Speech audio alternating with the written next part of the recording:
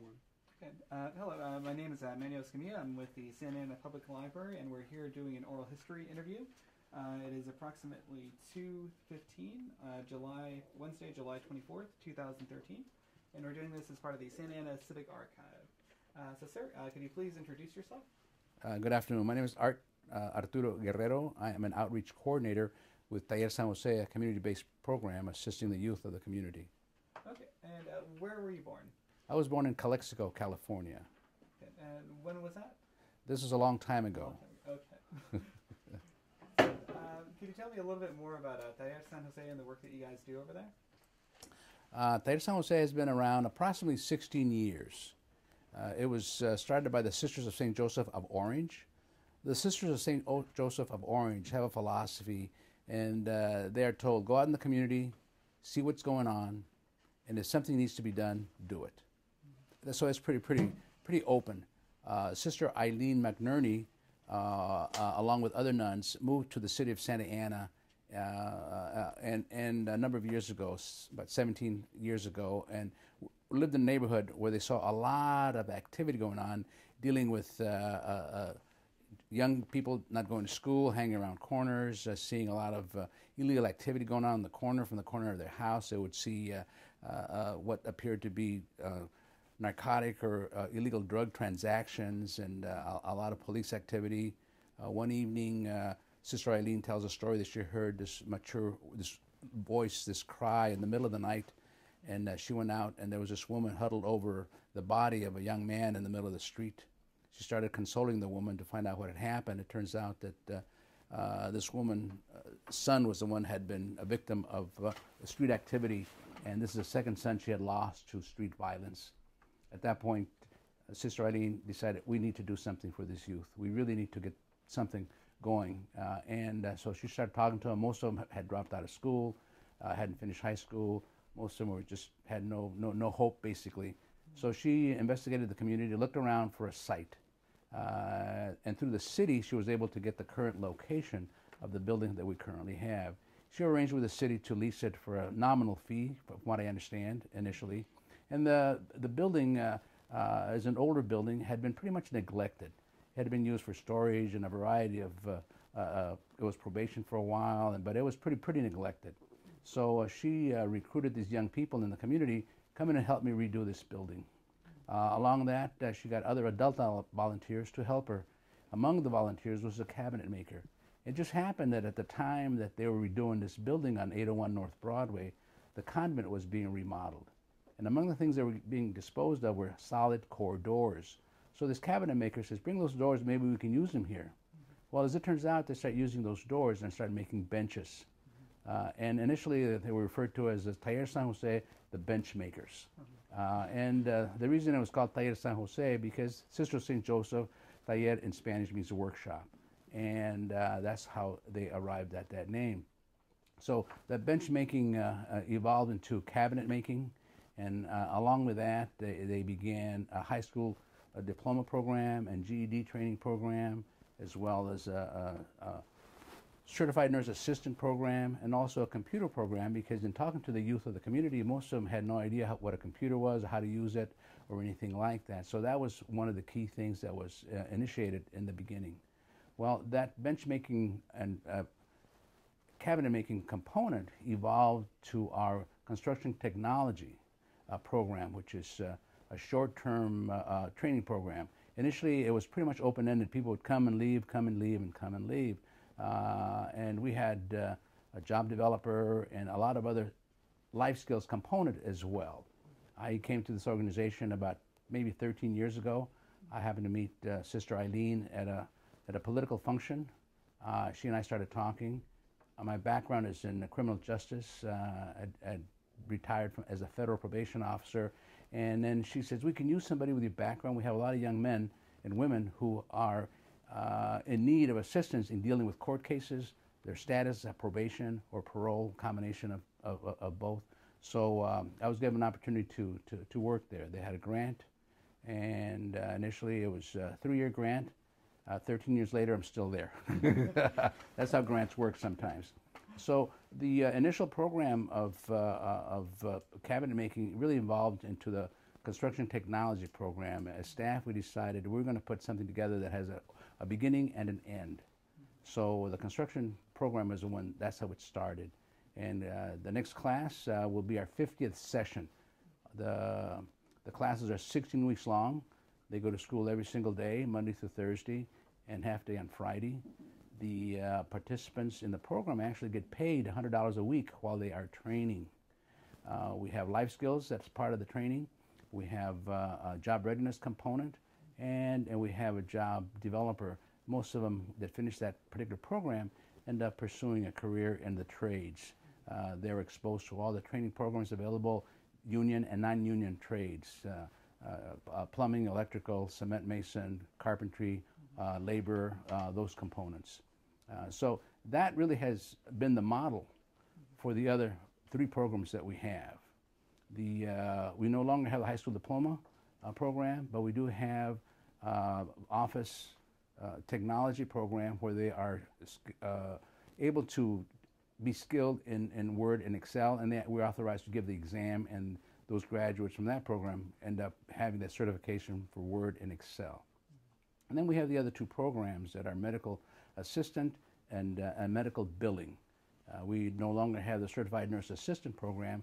The organization did a study in terms of what is the potential employment growth in the future. What is the growth industry? How can we trade young people to give them an opportunity to go out and get a job above minimum wage? What are the skills that they need? Where is the economy going, and what jobs will be available 5, 10 years from now, 15 years from now? So the study indicated the medical field is really the one that was going to be readily available, and that's resulted in our implementing the medical assistant program. And the medical billing program as well. So those programs are 20 weeks long. They're in class for 16 weeks, again, Monday through Thursday, and half day of Fridays typically. In the last 4 weeks, they are placed in an externship. They're placed in clinics where they actually practice what they were taught in the classroom. And it's not uncommon for a lot of those placements offering positions for our students. So it has been a really good program in terms of the establishment and the implementation and the success of our students. Awesome. So now that in your 13 years obviously there was a reason why you stayed on beyond that 3-year contract. So can you talk a little bit about maybe some of the examples of the changes and positive impacts that Guerrero San Jose has had on the lives of people through the program? My involvement, my current title is outreach coordinator, but I've been a case manager, and I've helped them with legal assistance. And early on, we managed to coordinate a community court. Judge Lindsay, who is a Superior Court judge here, would come to our site once a month. And we were able to assist individuals in our program to resolve outstanding legal matters pertaining to citations or tickets or a variety of misdemeanors. So she would actually come to our site and help them recall the warrants or things that had been taken care of. And it was done for almost 2 years, I think, maybe a little over. We discontinued that because she got too busy, and then around that time she opened a homeless court, a veterans court, and other things that took a lot of time for her.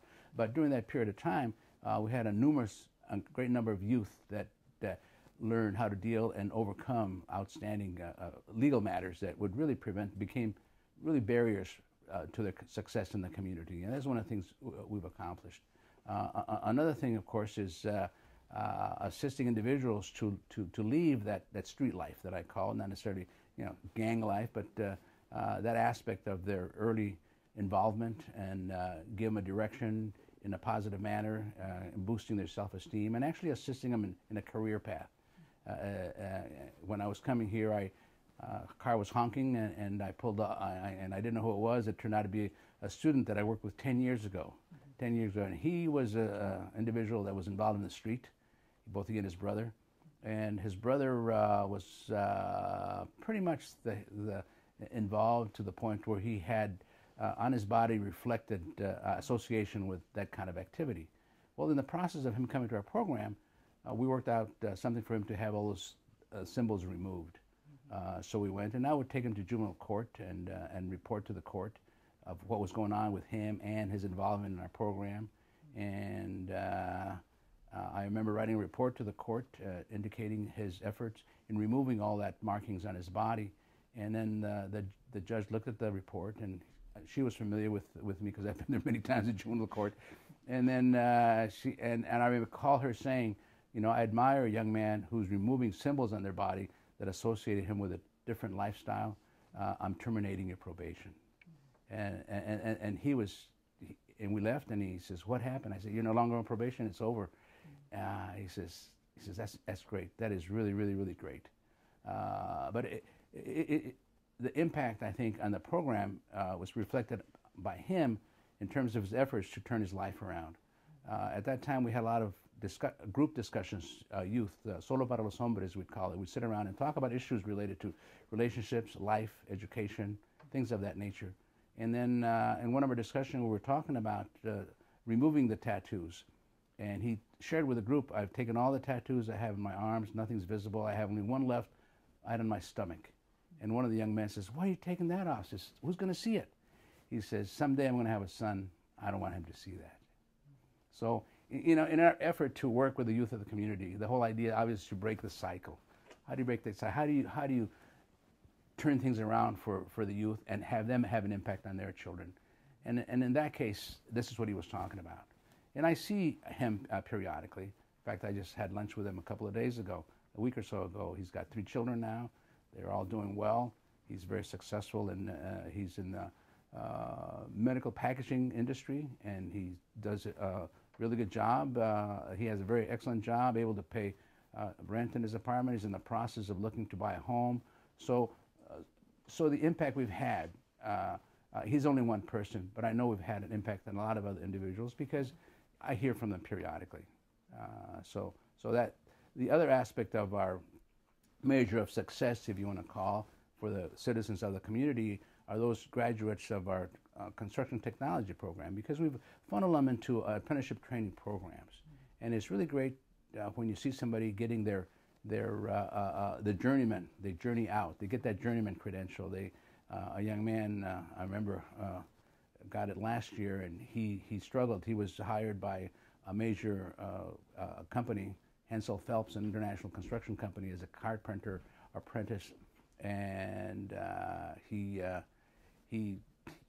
had issues somewhere along the way, a couple of things that got in the way, and but he finally journeyed out. He journeyed out, and it was the happiest thing for him. You know, a journeyman carpenter gets about $40 an hour. Here's a young man whose father was a gardener, and growing up, he worked with his dad as helping him, and he evolved, and he's got a great work ethic, able to complete the program. A journeyman carpenter, and he's also married, has a young child. So individuals like that are a mark of success. You know, here's a person potentially could have gone the other way.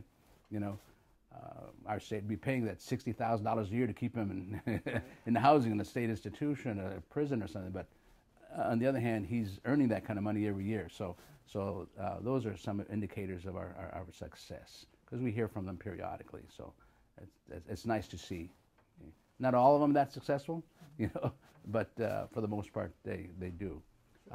And my efforts to recruit participants in our program, I go to a PAC meeting for people being released from parole. They're mandated to go to a meeting once they're released, and the service providers are there to give them information pertaining to housing, whatever they need. And it's not uncommon for me to be there and somebody come up to me and remember me from way back when. He's like, I tried your program, but I messed up, and is it too late for me to try again, you know? So I run into them all the time. So maybe I've been in this program long enough to see the young people. I do some drug and alcohol counseling besides what I'm doing here, and last week this young man came to one of my groups. I'm talking, he stares at me.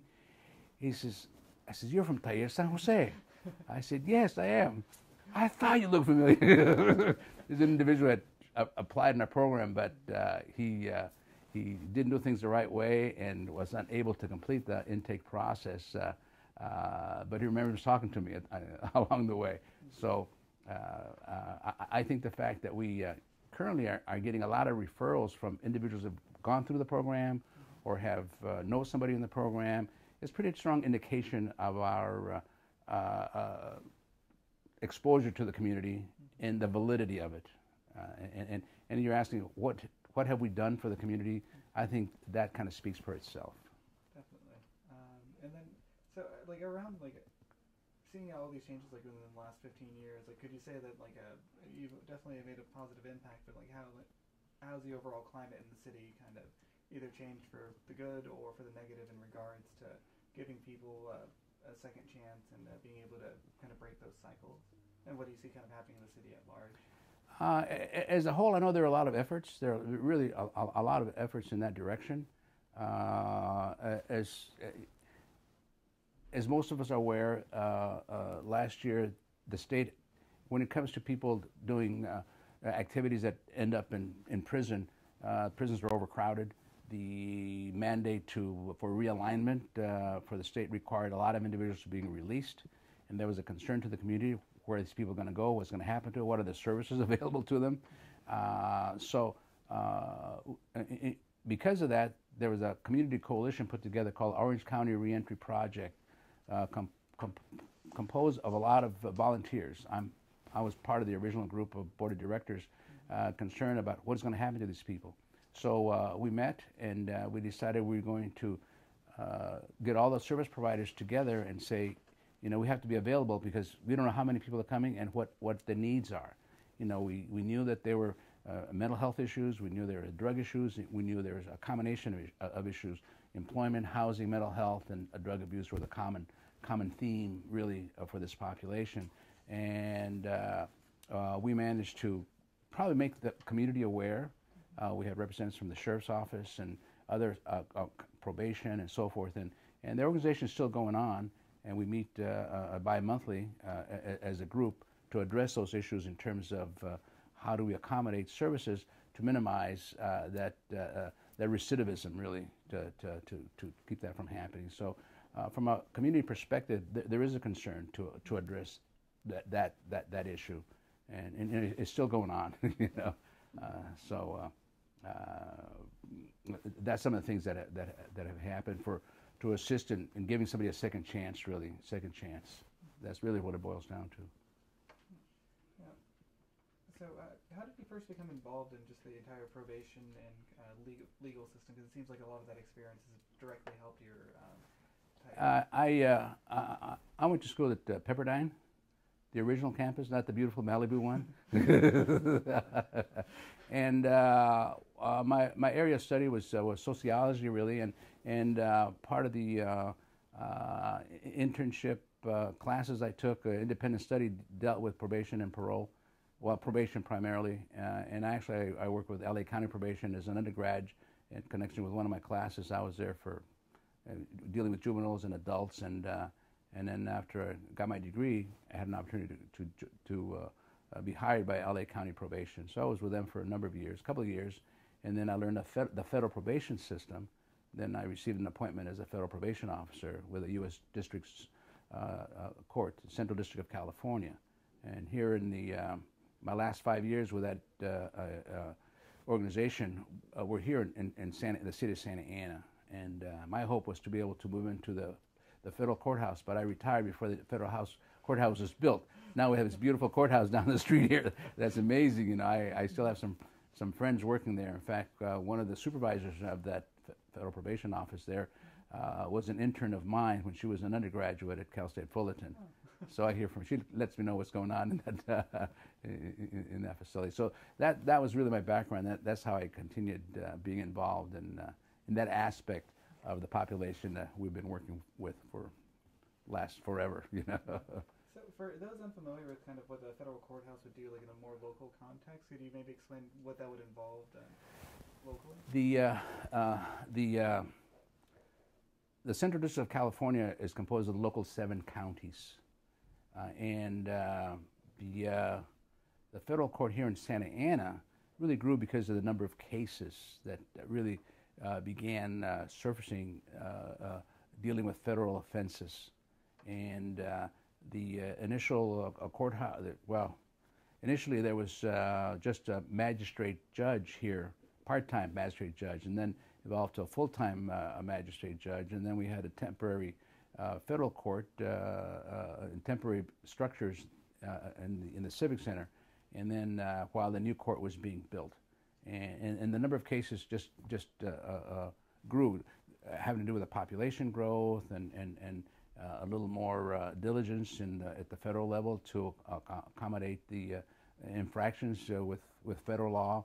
You had a lot of smuggling issues, immigration issues, anything counterfeit issues, and all those federal offenses were growing. And in the past, those offenders would have to go all the way to downtown Los Angeles for court. So the offenders would be transported. So it was a challenge for that system. So eventually they were able to do that. The courthouse was a blueprint for many years before it actually was put together. The need was here. It was demonstrated was here. The need was here, and finally it was built. So, which is good for the community. I think it is very helpful, and it's a good thing to have. So, do you know when those conversations kind of started happening about the need for the new courthouse then? Jeez. Well, it was probably around when I came to Santa Ana office probably in 1990, and already there was some preliminary work being done in terms of the location and so forth. And you'll notice where it was built, there's still some original buildings. The whole idea was to take that whole area, but some of those buildings were historical buildings, so they had to be left alone. There used to be a theater there that was knocked down. There was and several other buildings that were removed, but there's still a little section that was had to be left alone. So that was once it was decided, it had to do with a variety of things that delayed the actually construction of it. But so I would say the late 80s or so, early 90s was when there was indication of the need, kind of the need, and of course it's being a federal project. There was federal administrations that changed and things, budgeting and a variety of things, so. Right. So, I guess just being involved with that federal justice system, how does that impact the work that you do currently with DAEF San Jose, and any of this kind of connections that you can provide to other services? My particular background gives me a wider scope of processes, maybe dealing with legal issues in connection with the federal or the local court as well. So that has helped me assist the students. In fact, the young man that I talk to right now, he's a DREAM Act applicant, and I had referred him. I told him what he needed to do, how to do it, and all those sorts of things, and in that way it has helped me help the requesters for information facilitate the process or have a better understanding what's going to happen and so forth. Having my background also encourages individuals that have backgrounds to have them begin the dismissal process. There's a provision in the penal code that somebody has a felony can be reduced to misdemeanor and ultimately dismissed.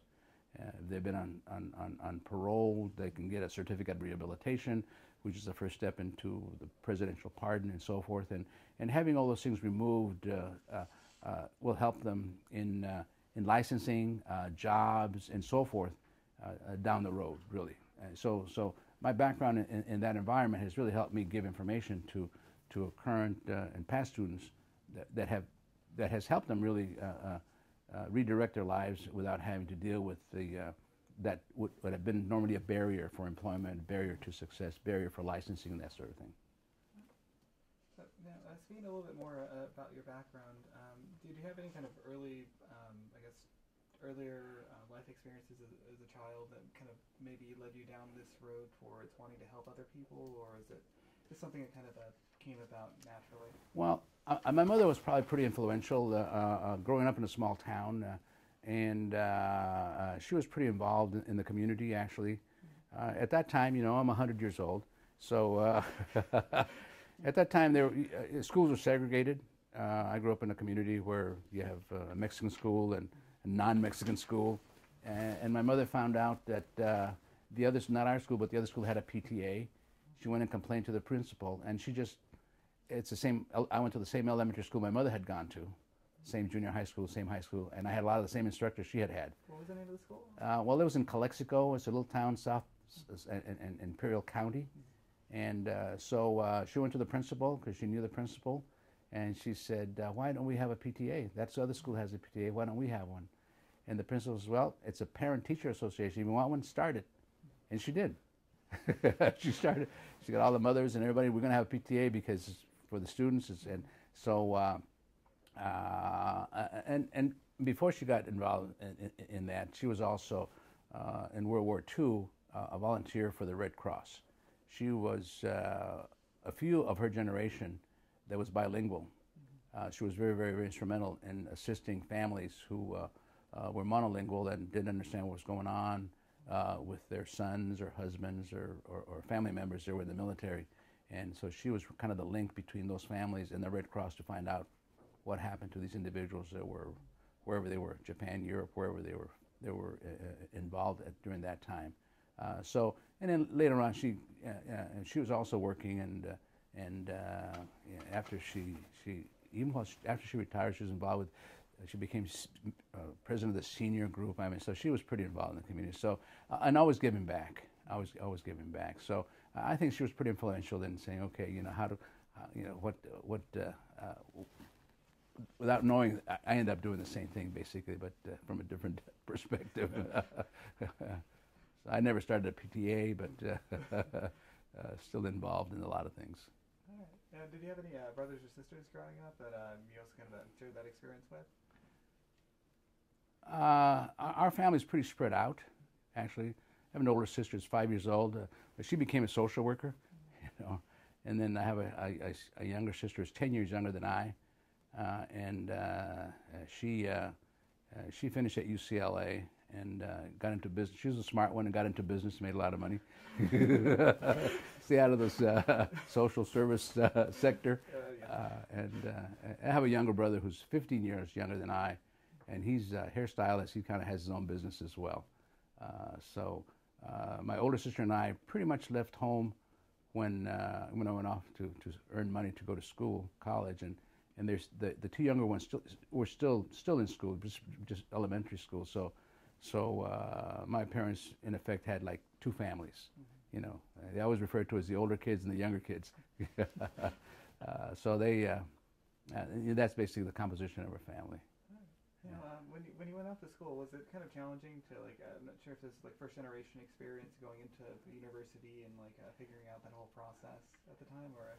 Well, yes, yeah. My sister had gone to college, but we didn't, because of the age difference, we never really talked about it.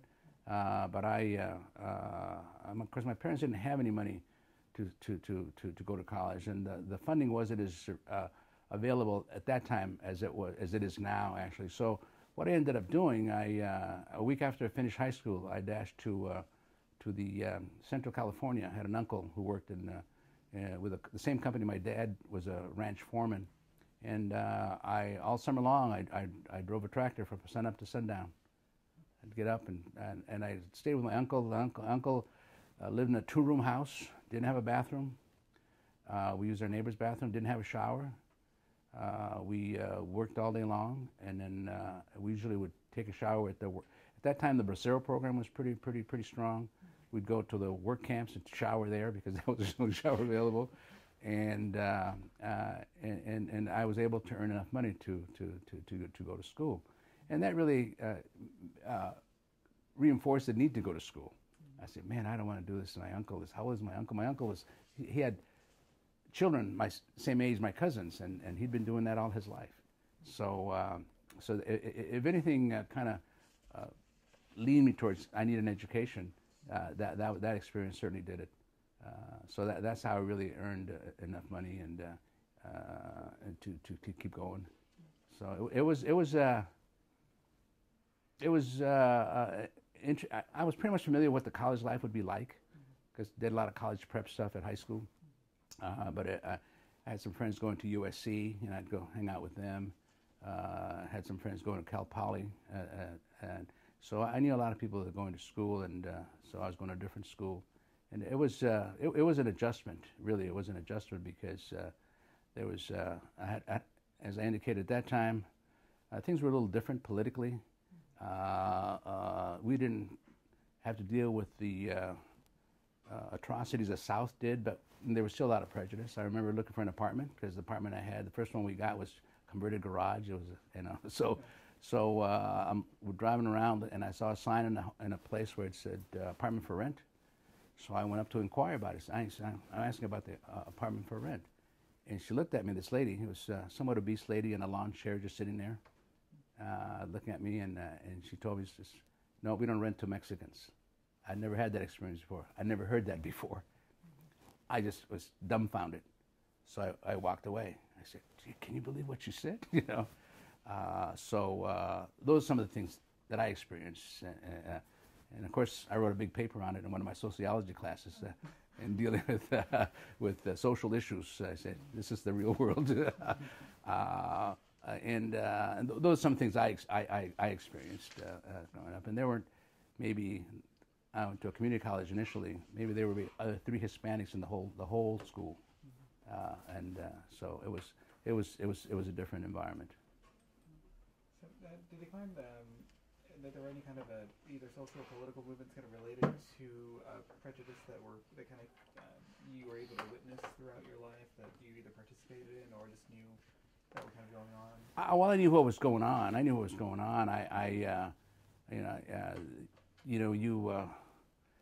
When Martin Luther King walked on the mall 50 years ago, I didn't witness. I was in the military at the time. I had been drafted.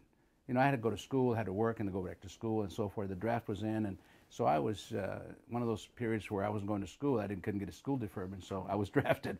So I missed it, but I knew what was going on. Pretty much aware. I mean, television was pretty open about the black people being beaten or hosed and really subjugated by law enforcement in those communities, and it was just unbelievable. But that was what was going on. So we were aware. I was aware. You know, and I was aware of the movement, the Black Pride movement, the Black Beret, the Brown Beret, Reyes Tijerina, all the land grant, everything that was going on at the time was pretty evident. Interestingly enough, when I was going to school, I did a research paper dealing with assimilation patterns of Mexican Americans compared to Japanese American. Okay, so I had a lot of stuff that I had to dig up to kind of compare the assimilation pattern. At that time, assimilation was the key. It wasn't strong ethnic identity, but assimilation. We're all a melting pot. That was a concept at the time. So I had a hard time finding literature on Mexican Americans. There were no books really describing our plight, our effort, or anything. So of course, years later, there's a plethora of books now. I mean, just all kinds of stuff going on. I mean, you can get a degree in Chicano studies, right? So things have really evolved in terms of higher degree of ethnic consciousness and so forth. And I remember when I was a federal probation officer, I also dealt with federal parole individuals, and I dealt with a lot of individuals when I had a group of people supervised in the L.A. area, L.A., Compton, and all that area, and dealing with some individuals who had been demonstrators during their period of political activism, Black Berets, and that sort of thing, and it was interesting to talk to them in terms of all that what was going on at the time. So so it's because that was my area of study and so forth. It was pretty interesting to me. Since you've been able to kind of present things like from such a sociological lens and like really trying to look at the big picture, like were there any major trends that you've kind of seen happen in this city from that vantage point of being a probation officer and then also working with DIA? One of the things that the city has enabled the city to survive, I think, it's its openness to any entrepreneurial effort. When the city, like typical cities of this age, were all centered around a downtown, a shopping area, Main Street. Okay. Well, when the shopping centers came in the 50s, 60s, and so forth, all main streets pretty much died. There are no main streets. There are clusters of suburbia everywhere, but there is no main street to speak of. There is a main street, but it's not the main street in the traditional sense. City of Santa Ana has been very fortunate to be able to accommodate the need of the consumer by still having stores on 4th Street. 4th Street is very, very, very active in terms of services, stores, so forth. And I'm glad the theater is still there. I know they're always renovating. The theater that can't remember one of the oldest theaters here in town. The Yost or the West End? The Yost. And I've been to a couple of things there. Not since the new people took over several years ago, where you have a lot of concerts and things that kind of cater to a certain age population. Your age population, yeah. But it's I think has given the city a lot of vitality. The art center as well. The fact that the university came, Cal State Fullerton, and has that art component there, I think has really, and the art lofts that are there, the fact it's open to the community once a month, it's great for the city, I think, great for the community, great for the creative people. You have the Guerrero Theater, you have a lot of restaurants in that area. It's gives the city a lot of vitality, I think, and minimizes excuses for the youth your age to go to Hollywood, to go to LA. I mean, even though you do it anyway, it's there. Another component that I think has been very, very, very helpful for the city, I think, is the art, the lofts near the train transportation center. The same thing. Of course, they open the first Saturday of the month. The lofts are open, and they display their art, and you have foodie trucks there, and it's an interesting experience to have, and it's there for the community, which is really, really great. Another thing that the city has put together, I think, in part, is the work center. The work center at the train station. Here's an old train station that is still very vital, very, very, very, very alive, with all the services that are there, a combination of services, again, to help the community and make it available. So those are some of the things that are around that are, I think, have helped the city maintain its identity, and it keeps growing, and it's great. So, are there any any particular challenges that you also see, or directions that you would like the city and the community to start going in? My concern, again, is the youth of the community. What do we have going for the youth? I know in the past I've managed to have a youth summer employment program, like some of the people that are working here now, small component. Hopefully that'll continue. I know the challenge for the city in terms of employment is also some of the areas of industry have been were areas that were designated enterprise zones. Now they're talking about removing those enterprise zones and eliminating the tax credit for those companies, not only for the company, but individuals who live within that area, to also the company benefits. Hopefully that'll continue, because that's a very important part of the whole economic picture of this community.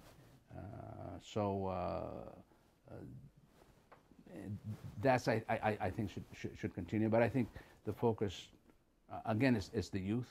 The youth is really what statistically, I think, and if you're going to look at projecting the number of youths within a certain age that are growing, the population that we cater to, 18 to 28, we're going to have a group of those individuals for the next 20 years. So how do we target the population and make them a viable part of the community? How do we train them? How do we introduce things that will make them successful in the community? I mean, that's always a challenge. And when I hear statistics about the high school dropout rate, certain high schools have a 50% dropout rate. Where do these students go? What do they do? How prepared are they? In our organization, we give everybody a TAPE test, a basic adult education test. For the two medical programs we have, they have to have a high school diploma. And as we know, you have to have the KC, pass the KC to get your high school diploma. Even though they have a high school diploma, they have to test at the 8th grade math reading level and at least a 6th grade math level. But maybe over 50% don't get that. We have about 100 applicants for a program, and we're lucky to get 20 that are qualified. So to me, it indicates a couple of things. Is the quality of the education to the degree that we think it is? It's not reflected in the test scores, right? Or is it that they forget what they learned, or they didn't learn enough to retain it? You know, why is that happening? And that's kind of frustrated from a service provider in terms of, here walks in a person who appears to be qualified, you test them, and they're really not. So our alternative is to say, go to adult education and refresh yourself in that. A young man came the other day, tested, high school had everything going on paper. His reading level was at below eighth grade, a reading level below eighth grade, you know, and he has a high school diploma. So this is where the library comes into play. Read a book. And those are some of the challenges, I think, you know. So, would you have like any advice for that youth bulge that we're going to have in the city, and those wanting to become involved in making this place, making the city and community a better place to live? There are incredible opportunities for volunteer, really volunteer. I know you drive around any weekend, there are hundreds of soccer games going on from all ages. But there are other activities that youth can become involved in, assisting coaches in that capacity, get involved in scouting, Cub Scout, Boy Scouts, Girl Scouts, that sort of thing. When I used to work with a lot of juveniles, I'd always ask them, were you ever Boy Scout? They say, what is that? You know, did you ever play Little League? What? You know, that wasn't part of their life. So if the youth become involved in those kind of activities, I think the exposure and the self enjoyment really lends itself to being probably a little more successful, I think. And of course, school is very important. Really, school is very important. And if parents, that population I'm talking about, if they become parents, to be involved in their children, be involved in their children. I have a son who's a teacher here in the city of Santa Ana. Teaches elementary school, 3rd and 4th grade. He's been there for a long time. And a couple of years ago, I went by and during an open house to see how it was, just to harass him. And so I said, how's it going? He says, well, I've been here over an hour and one parent has come by. One parent. I said, well, I mean, hang around a longer. A lot of these people have worked 2 jobs and have neither way. Yeah, but it says every year, I'm lucky to get 2 or 3 parents to come in an open house. You can look at it that they don't care, but there are a lot of other things that come into play, but connecting with the school and the children, encouraging the education is really very important. So if we tell anything for this young population, just get involved with your children, be part of their lives, and help them make a transition into a successful adjustment when they grow up themselves. I just want to open up the floor to see if they have any questions they want to ask. I have a question. My name is Pablo Montoya. Pablo Montoya, and my question to you is, why are you staying in downtown San? Like, why do you keep doing what you're doing? I enjoy what I'm doing. Why do you keep doing what you're doing? Like, what? Like, I enjoy doing what I'm doing, as long as I think I am extending a service, giving information, and facilitating information to individuals that can use it to their benefit. I'll probably hang around. I don't know. I grew up in an atmosphere is the whole idea of giving back to the community.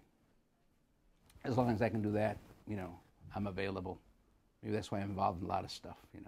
I've always been a youth coach. I was involved in scouting, involved in a lot of things, and as an adult, you don't realize the impact you have on others. You really don't. You hear the idea of role model and things like that. A lot of the people that I work with, they tell me, my dad was never part of my life. I was doing a group a while back, and I gave everybody a piece of Play-Doh. I said, let's discuss the role of a man. What is a man supposed to do? So I said, draw a figure of the person you identify as a man and tell us about it. Why is this person represents the man in your life that you model yourself after? So everybody went around. I went first. I told a big thing, talking about dad, and somebody else talked about dad. And I was a young man, grab one and put a little ball and put something and put it back in the little ball. And then when it came to his turn, he says, there was never a man in my life. I grew up with my mother, my grandmother, and an aunt. I had an uncle I'd see maybe once for a couple of hours during Christmas. I says, I just turned 20. I just met my dad 6 months ago. But he's not really my dad. He's just a man. I'm still learning to be a man. I don't know. It's just I couldn't do anybody because I have no idea. Okay. So when I hear that kind of information, and he was just one of probably a lot of us who have had that experience, and I think I can kind of give something back, I'll probably continue doing it, more than likely. I was at a family get-together a couple of years ago for my mother-in-law's birthday, and when my son was really little, I was a cub master. All the kids in the neighborhood were part of the troop. So this young man brings his mom, who was a contemporary of my mother-in-law, and he sees me. Art, how you doing? Arts, I just wanted to know that I'm following your footsteps. I had no idea what he meant, no clue. And I'm talking to him. He says, yeah, he says, I'm a cub master now. I remember you were a cub master, and we had so much fun. We did this, we did that. I'd forgotten the things we had done. But he remembered. He remembered to the point of him wanting to do the same thing with his life. So, you ask me, why do I hang around? Maybe that's why. Maybe somebody will be enough to change. That's it. That answer your question pretty much? Another question. Okay. No, you said you had a role model, which is your father, right? Yeah. Now, would you consider yourself a role model at where you're at right now, like what you're doing? I do not identify myself as I'm a role model. I don't go around and say I'm your role model. I just do what I do. I'm not that self-centered. Look at me, man, I'm good. No, that's not my style. and I don't consider myself doing that because I want to be a role model. I do it because I want to contribute, basically. That's it. I'm a young man I've known for a long, long time who had a troubled past, if you will, and he finished at UCI. He's now working with at-risk youth in Boyle Heights in Los Angeles. And I do a lot of work, writers' workshops with that population. I get them excited about writing and stuff. And in fact, I should bring a couple of books that to kind of put in this, because they talk about their lives, the struggles, the hardships, and so forth. So I get them excited about writing, and they write that. And I do these workshops with a group of young people in Boyle Heights in Los Angeles, and that's where my friend works. And he introduces me to, every time I go over there, he says, I want to introduce you to my mentor. Come on. I never identify myself as a mentor, but he identifies me as his mentor, because we talk a lot of social issues, talk about a lot of barriers to the population we've worked with forever, and I mean that his thing is trying to facilitate programs to encourage them. And he brings a lot of those kids to the beach. A lot of they've never been to the beach. He brings over to Orange County to the beach and things of that nature. So in terms of a role model, you just have to be who you are, and just people pick up on what you're doing.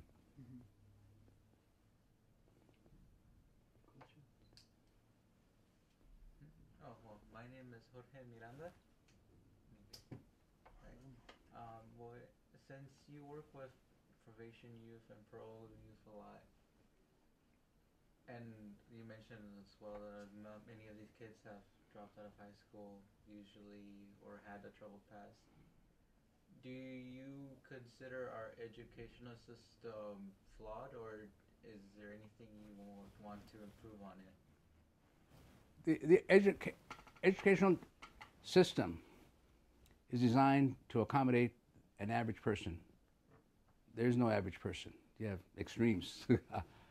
Some people can be very successful at it, and a lot of them get lost, really get lost. When you have a combination of things go into the educational process, right? Think back of your education, we kind of have sort of a spiral approach. You introduce one thing, and then as the next grade you introduce again the same thing, maybe a little more sophisticated.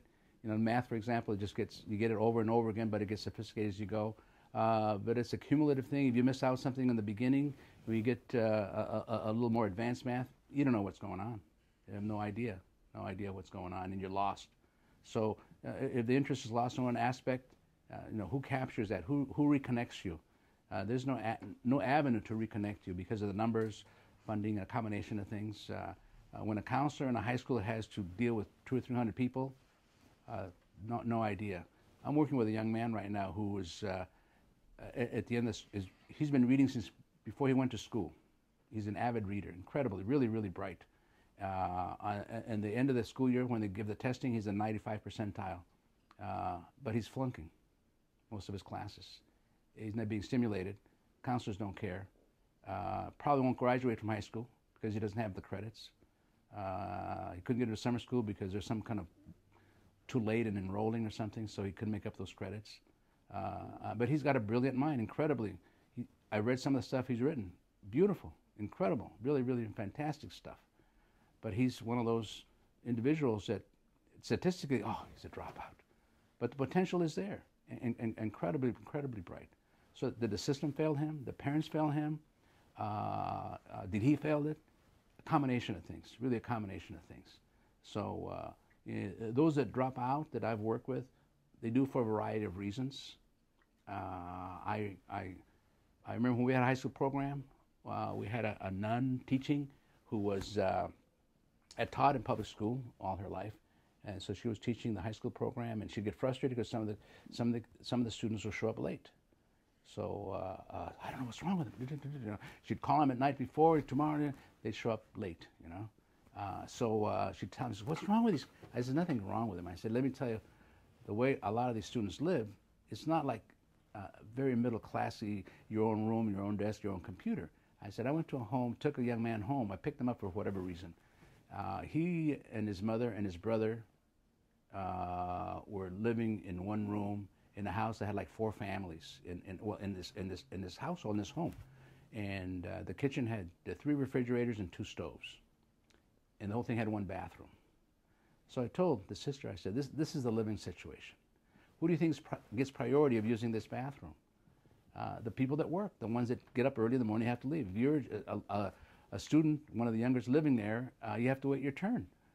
They're not going to be here at 8 o'clock in the morning. They can't. Somebody else is using the bathroom." I said, "They live like that?" I said, "Yes, yeah." And I said, that's not really uncommon in our community. To kind of answer your question, somebody like that, this homework, where are you going to do it? Where are you going to do it? Okay. So, and that's really the challenge. It's not only it's a social concern because the results are really counterproductive to the system as is designed. So as a community, what can we do to make it different, to make it better, to facilitate that educational ease to go on and be successful in the community? So it's not, you know, it's not the education per se in and of itself. It's a combination of things. Yeah. Thank you. Another question? Yes, sir. Did we say my name? There No, as for Taller San Jose, Mm-hmm. where do you see it in like 10 years from now? Where do you see it, and where would you want it to be? Taller San Jose, I think, plays a vital part in giving the youth of the community an opportunity. If I had all the money in the world, I would duplicate the program and increase the number of slots available to accommodate the need. That's what if I had all the money in the world, I would work out something with the city, take over the YMCA that's been dying there for 20 years and vacant and being neglected. Windows are broken. I mean, it's really an eyesore, but it is a potential viable piece to really serve the community. And if I was able to do it, had the funding and the backing, I would incorporate what we're doing in that building and maybe double, triple the number of opportunities for the community to capture those that don't make it through school, those that are not kind of in between. And if I had my will and money in 10 years, maybe sooner, that's what I would do. Is there anything that you feel we might have left out that you would like to add into the historical record or anything? I want to thank you for the lunch. It was delicious. I'm really grateful for that. No, I don't know. Erase that part, okay? You can edit that out. No, I know. I understand what you're trying to capture, and hopefully You did. You know, that's it. Well, Okay. We want to thank you for coming down and taking the time out of your day to be here. Well, I was in the area anyway.